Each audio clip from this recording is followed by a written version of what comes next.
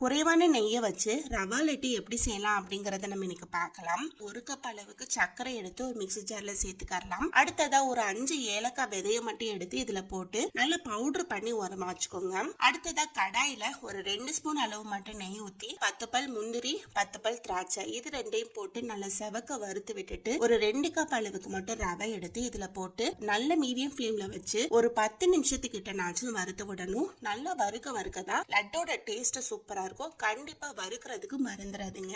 எந்த கப்ல அளந்தோமோ அதே கப்ல ஒரு கப் அளவுக்கு தேங்காய் துருவல் எடுத்து வச்சிருக்கேன். அதே இதுல போட்டு அதே மீடியம் ஃபிளேம்ல வச்சு ஒரு 5 நிமிஷத்துக்கிட்ட வறுத்து விட்டுட்டு அடுத்துதான் நம்ம பவுடர் பண்ணி வச்சிருக்கிற சக்கரை பவுடரை இதுல போட்டு நல்லா மிக்ஸ் பண்ணி விட்டுட்டு ஒரு 3/4 கப் அளவுக்கு நல்லா காய்ச்சி ஆற வச்ச பால் வச்சிருக்கேன். அதை கொஞ்சம் கொஞ்சமா ஊத்தி அந்த ரவை கூட நல்லா அப்சர்வ் பண்ற மாதிரி மிக்ஸ் பண்ணி விட்டுட்டு கொஞ்சம் கொஞ்சமா எடுத்து உருண்டை பிடிச்சிங்கன்னா சூப்பரான டேஸ்ட்ல ரவா லட்டு ரெடி.